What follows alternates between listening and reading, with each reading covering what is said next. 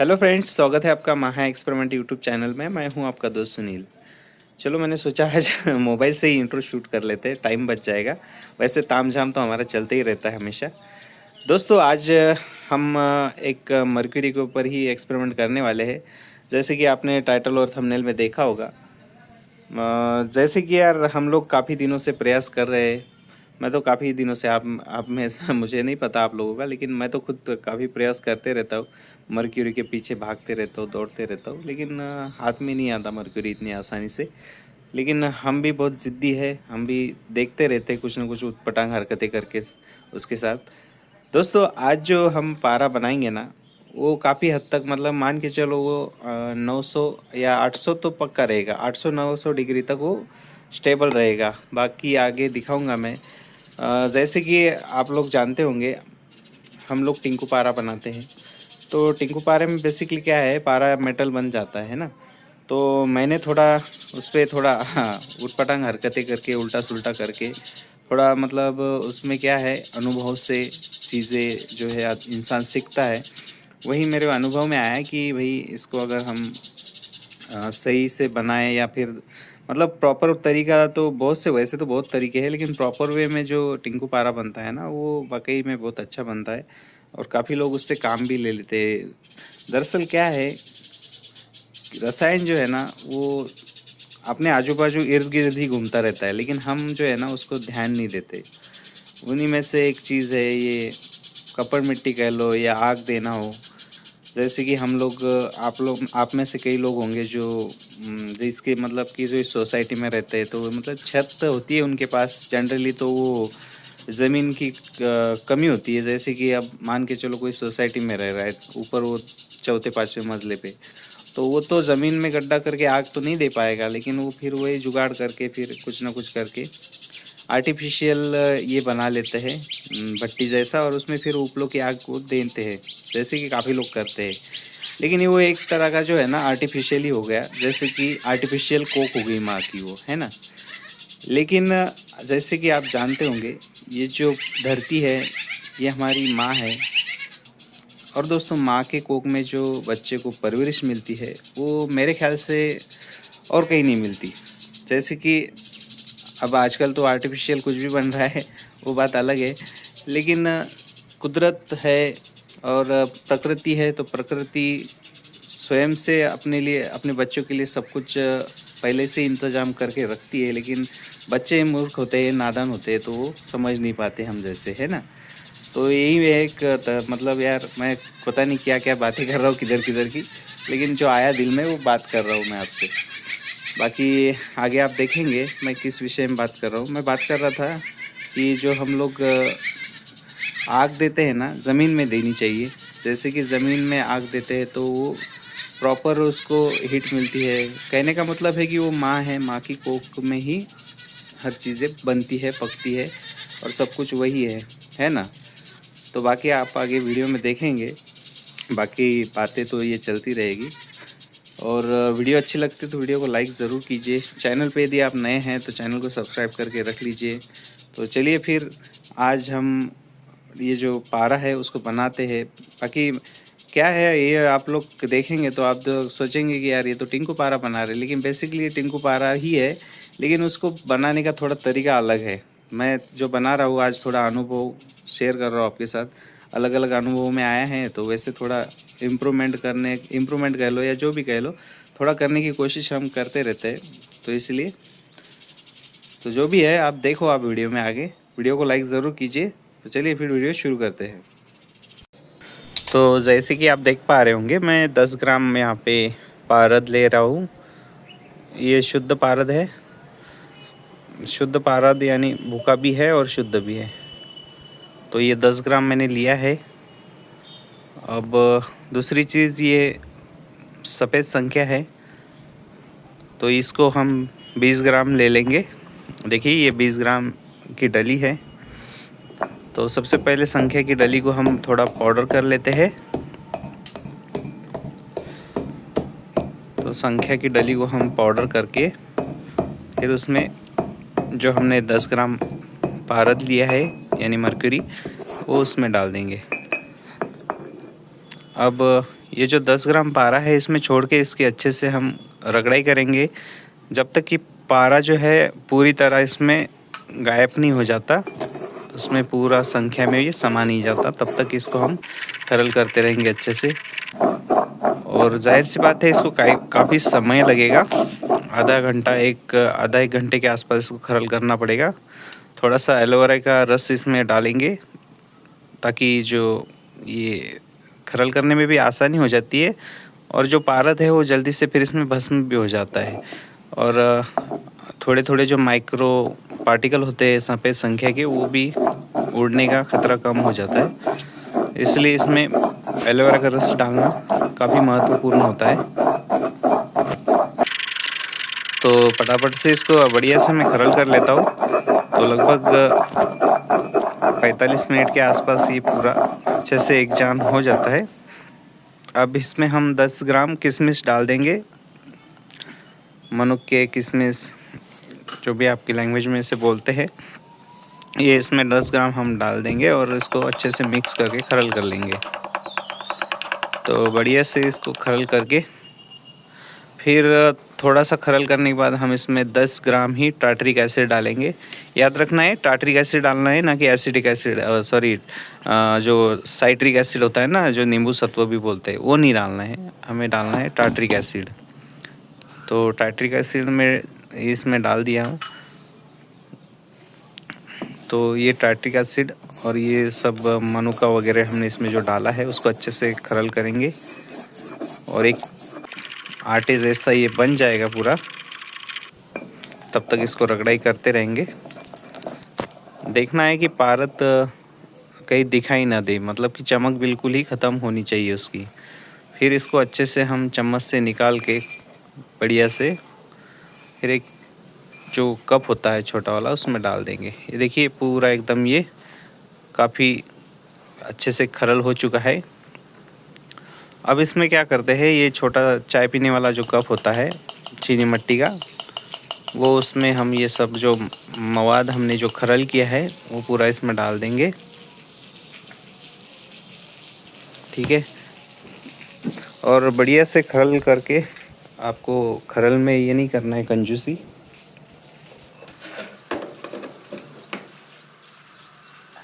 ठीक है, अब इसको हम बढ़िया से कपड़ मिट्टी कर लेते हैं।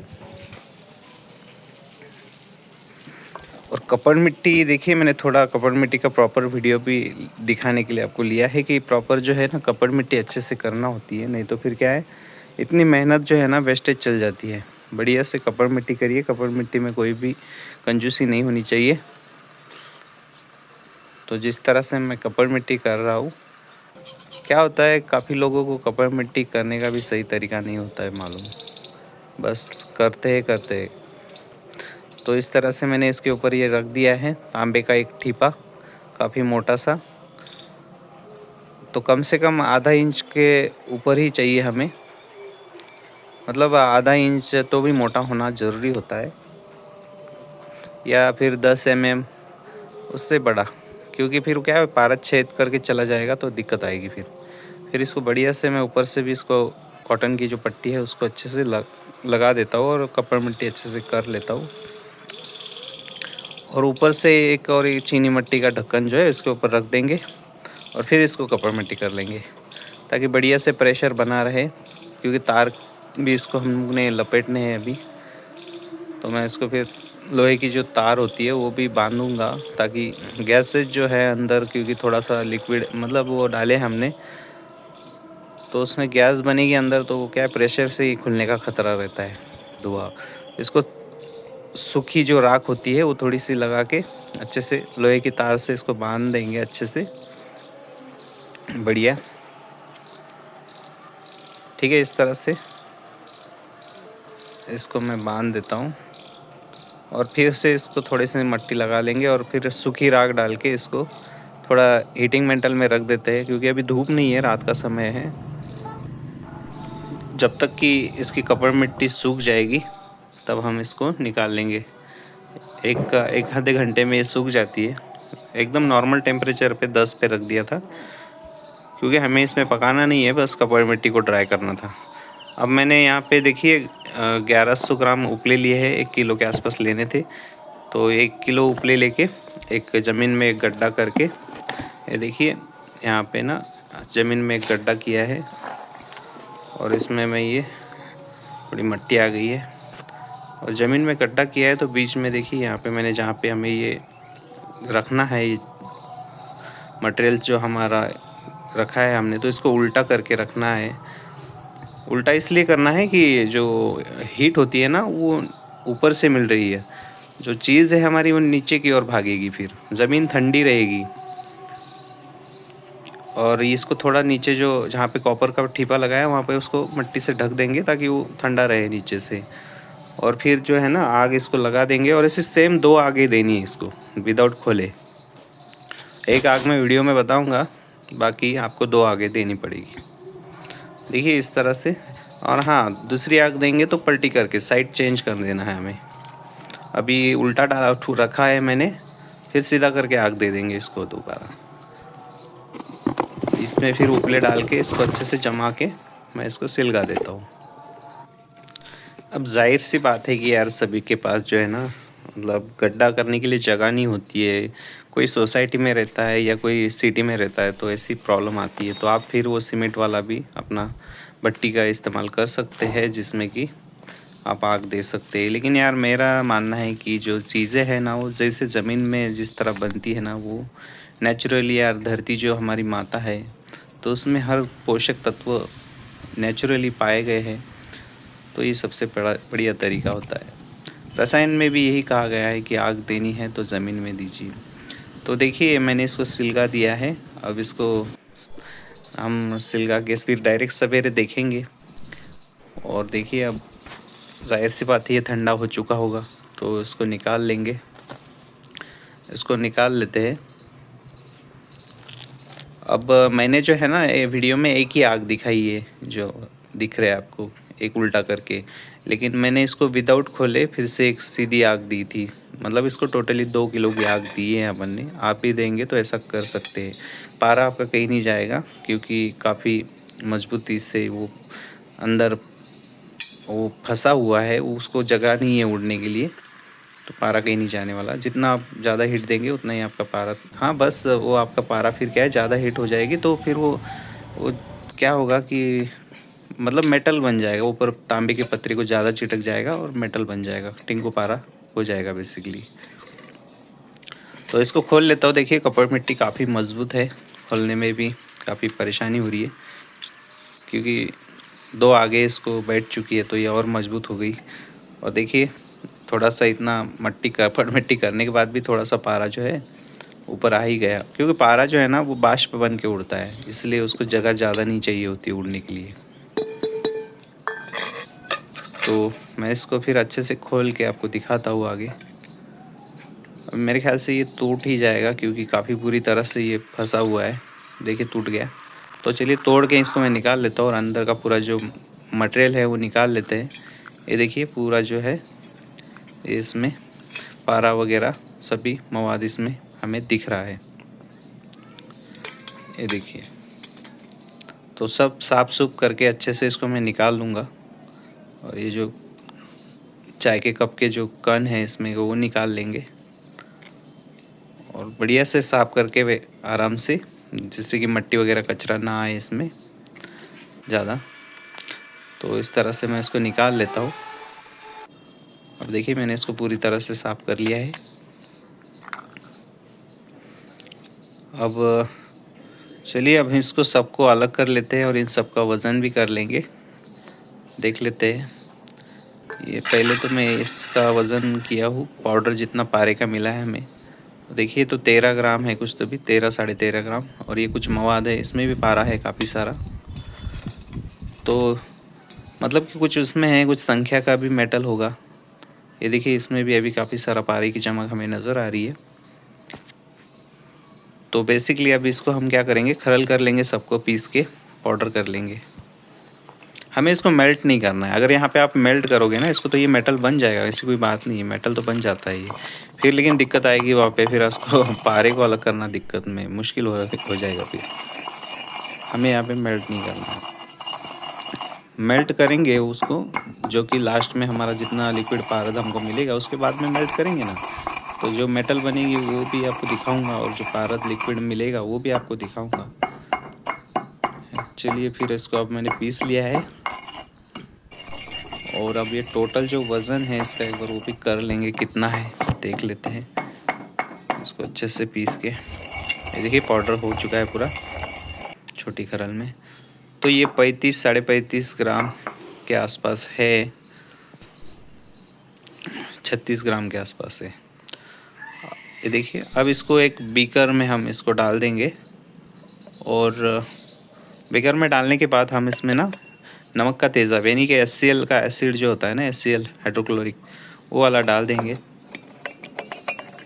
और थोड़ा इसको हम 1-2 घंटे के लिए ऐसे ही पड़ा रहने देंगे। फिर वो एसिड को निथार लेंगे अच्छे से, मतलब फेंक देंगे अच्छे से साफ़ करके, नीचे मवाद जो मिलेगा आपको दिखाता हूँ मैं। तो देखिए मैंने इसमें एसिड डाला है और काफ़ी देर हो गई है। देखिए पारद जो है आपको दिख रहा होगा, डस्ट की फॉर्म में नीचे दिख रहा है, सफ़ेद सफ़ेद थोड़ा सा मैली कलर का। अब ये एसिड को मैं धो लेता हूँ और एसिड को धो के फिर आगे का प्रोसेस करेंगे। बेसिकली सभी एसिड से इसको हमें क्रॉस करवाना है, तभी ये ज़िंदा होगा पारा। तो सबसे पहले मैंने HCl से इसको धो लिया है। अब दूसरी जो है हम इसको पहले अब HCl से धोने के बाद ग्लिसरीन में पका लेंगे, क्योंकि ग्लिसरीन में जो है ना फिर इसमें जो संख्या फंसा हुआ है वो संख्या भी इसमें हल हो जाएगा ग्लिसरीन में, तो जिससे कि क्या होगा, संख्या हमारा निकल जाएगा यहाँ से। और तांबा तो वैसे भी अगर हम आप HCl में गर्म करके पकाते हैं तो तांबा वैसे ही डिज़ोल्व हो जाता है उसमें, और थोड़ा सा हाइड्रोजन पेरोक्साइड डालना पड़ेगा आपको, तब जाके रिएक्शन होगा उसमें। तो देखिए ये मैंने साफ़ कर लिया है। अभी इसको मैं ड्राई कर लूँगा और ड्राई करके ना इसमें थोड़ा सा ये डाल देंगे अपना ग्लिसरीन डाल के इसको हम पकाते रहेंगे। अब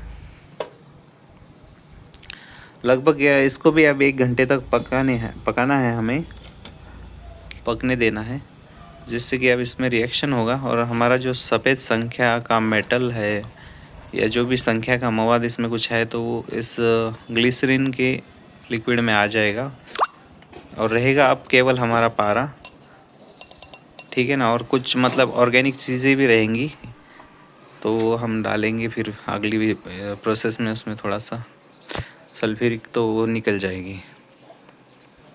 तो देखिए ये मैंने काफ़ी देर तक इसको लगभग 1 घंटे तक पकाया और देखिए पारा यहाँ पे ही काफ़ी सारा ज़िंदा हो चुका है, जैसे कि आप देख पा रहे होंगे। अब ये हम इसको ना साफ़ कर लेते हैं पानी से धो के, फिर आपको पारद जो है जितना ज़िंदा हो गया उसको भी देख लेना। अभी और काफ़ी सारा ज़िंदा होगा, आगे प्रोसेस बाकी है ना। अब ये क्या हो गया, ये मेटल जो है ना पारा जो है ना, ये पारा अपना तांबे की लाख से बना है और मतलब काफ़ी हीट है, 2 किलो की आग खा के आया है बंद आग, तो काफ़ी हद तक ये टेम्परेचर बर्दाश्त करने के लायक हो जाता है। तो अब इसमें ना थोड़ा सा नाइट्रिक डाल देते हैं। नाइट्रिक से क्या होगा कि जो थोड़ा बहुत कच्चा मतलब तांबा उम्बा होगा वहाँ पे तो वो चल जाएगा। और इसको भी 5 मिनट के लिए या 10 मिनट के लिए भी ऐसे ही छोड़ सकते हो आप, फिर पानी डाल के इसको धो देंगे। अगर पानी सफ़ेद होता है तो इसका मतलब है कि आपका पारा डिज़ोल्व हो रहा है। अगर पानी सफ़ेद नहीं हुआ आपका तो फिर पारा आपका भी एसिड प्रूफ है, ये भी मतलब पता चलेगा। क्योंकि पारा अब जो हमने पानी डाला है ना वो बोरवेल का है, तो बोरवेल के पानी में जो है ना नमक होता है, सॉल्ट होता है, तो पारा जैसे हम इसमें लाते हैं और धोते हैं तो सफ़ेद कलर का दूध देता है वो, मतलब पानी भी दूधिया हो जाता है पूरा। तो देखिए इसको मैंने साफ़ कर लिया है, ये हमने ग्लिसरीन का पूरा साफ़ करके अब हम इसमें डालेंगे अपना नमक प्लस सॉरी ये क्या बोलते हैं अपना हाइड्रोक्लोरिक तो डाल दिया हमने पहले। ये है हमारा गंधक का तेज़ाब। गंधक का तेज़ाब डालेंगे तो देखिए जो ऑर्गेनिक चीज़ें होती है, जैसे कि वो हमने क्या डाला इसमें टार्टरिक एसिड डाला था तो वो उसका भी मवाद होगा कुछ, तो वो भी इसमें हल हो जाएगा, डिज़ोल्व हो जाएगा। और राख भी थी वो इसकी किशमिश की थोड़ी बहुत, वो भी जल जाएगी, उसमें आ जाएगी।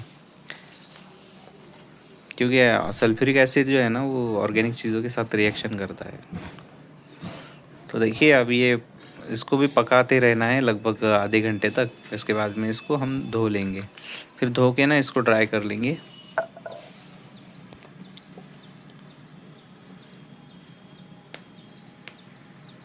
पानी जब एसिड में डालोगे ना, सल्फ्यूरिक एसिड में, तो आराम से, नहीं तो क्या है ये पानी के साथ भी रिएक्शन करता है कभी कभी तेज़ी से। तो धीरे से पानी डाल के फिर इसको हम ठंडा होने के बाद धो लेंगे अच्छे से। देखिए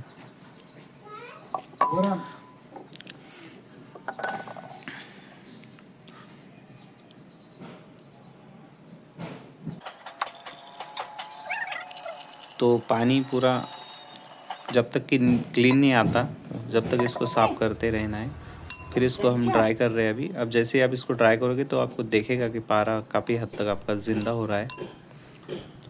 और इसमें अब जो कि कोई मेटल नहीं है ज़्यादा, जो भी है पारे का ही मेटल है और पारा है केवल लिक्विड, तो वो ज़िंदा हो जाएगा। और बाकी जो है पाउडर की शक्ल में अभी कुछ नहीं होगा ज़िंदा, तो वो मेटल बन जाएगा। जैसे ही मेल्ट करेंगे हम इसको तो मेटल भी बन जाएगा। तो देखिए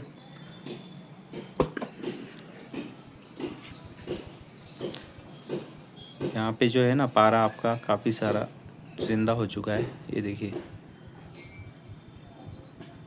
बढ़िया दिख रहा है, 5 ग्राम तो हो गई।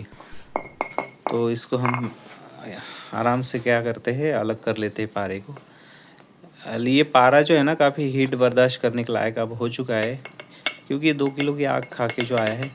और दूसरा बात कि अब जहाँ तक मैंने देखा है, पारे की जो पारे ने मेटल ग्रास करी हुई होती है ना, अगर वो उसमें से निकल जाती है ना, पारा फिर उड़ता है, उड़ता तो है लेकिन फिर उड़ान उसमें कम हो जाती है थोड़ी, लेकिन उड़ेगा पारा।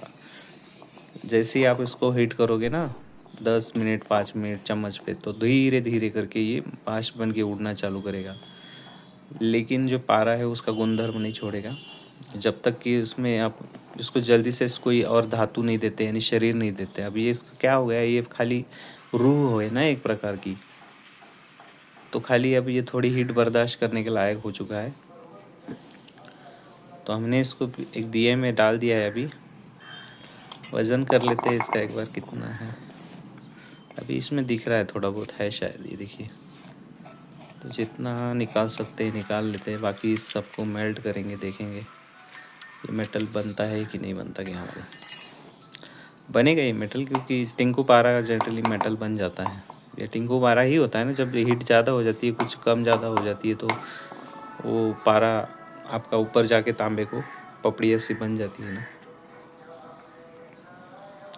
तो ये सबको मैं अलग कर लेता हूँ, फिर इसका वज़न कर लेंगे कितना है।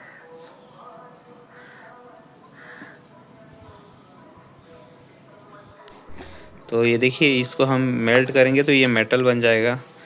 और इसमें जो पारा है एक बार इसका वज़न कर लेते कांटे पे रख के, ताकि पता चले कि मतलब हमने जितना डाला था 10 ग्राम पारा, उसमें से कितना कम हुआ है और कितना हाथ में आया है।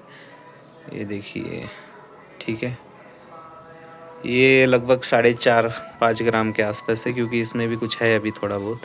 5 ग्राम या 4.5 ग्राम ही पकड़ लेते हैं, ठीक है ना। तो ये 4.5 ग्राम पारा, और ये हम इसमें इस स्टील की वाटी में इसको रख देते हैं। और थोड़ा सा एक टेस्टिंग कर रहे हैं कि पारा जो है ना, कच्चा पारा वो उछल के भाग जाता है जैसे गर्म करते हैं। तो मैं इसको अब थोड़ा, ये तांबे के तार होती है बारीक कॉइल वाली जो है, वो उसमें डाल के इसको मेल्ट करूँगा। फिर देखते हैं, ये मैंने 2 ग्राम तांबे की तार ली थी, मेल्ट करके देखते हैं इसमें घुसेगा ज़रूर, नहीं तो ये उछल के बाहर आ जाता है वैसे अगर कच्चा पारा रहा तो ये उसके साथ में जो है ना तांबे में काफ़ी हद तक मुझे लग रहा है कि घुस गया है। थोड़ा सा कलर से ही पता चल जाएगा।